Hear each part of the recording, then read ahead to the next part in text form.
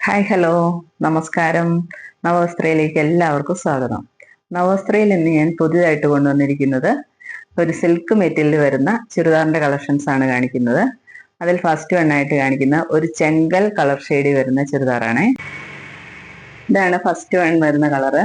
ഒരു ചെങ്കൽ കളറിലുള്ള മെറ്റീരിയലാണിത്.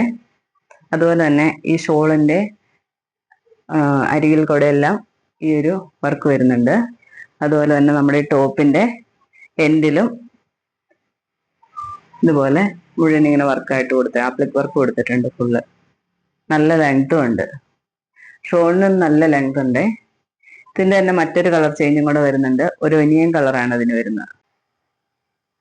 ഇത് ഒനിയൻ കളർ എന്ന് തന്നെ പറയാൻ പറ്റില്ല, ഒരു മെറൂൺ ഷെയ്ഡും കൂടെ കയറി വരുന്നുണ്ട്. അതില് ഒനിയനും മെറൂണും കൂടെ കൂടി ഒരു കളർ ഷെയ്ഡാണ് ഇതിന് വരുന്നത്. ഇതിലും അതുപോലെ തന്നെ വർക്ക്. ബോട്ടം സെയിം കളറാണ് രണ്ടിൻ്റെത്.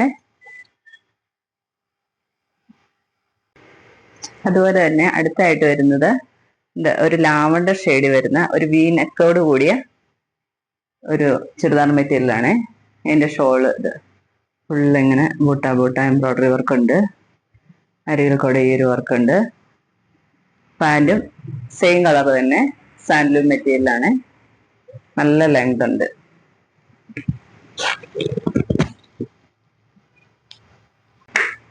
അതുപോലെ തന്നെ അടുത്തായിട്ട് വരുന്ന ഒരു സ്കൈ ബ്ലൂ ഷെയ്ഡിലുള്ള ഈ ഒരു മെറ്റീരിയലാണ്.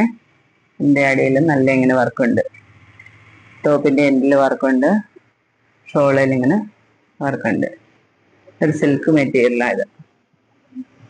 ബോട്ടം സെയിം കളർ തന്നെ. അടുത്തായിട്ട് ഞാൻ കാണിക്കുന്നത് ഞാൻ ഈ ലാവണ്ടർ കളറിലുള്ള ഈ ഞാൻ വെയർ ചെയ്തിരിക്കുന്ന ഈ മെറ്റീരിയലിന്റെ തന്നെ സെയിം കളർ ചേഞ്ച് ആണ്. ഇത് തന്നെ ചെറിയൊരു വ്യത്യാസമുള്ളൂ. ഇവിടുത്തെ വർക്കിന്റെ ഒരു ചെറിയ വ്യത്യാസമുള്ളൂ. മെറ്റീരിയൽ സെയിം ആണ്. അതിന്റെ ഒരു പിങ്ക് കളറാണ് നമ്മളിവിടെ കാണിക്കുന്നത്. ഇതാണ് അതെ, വീനെക്ക് വരും ഇതിന്. നെക്ക് ഇവിടെ എംബ്രോയിഡറി വർക്ക്.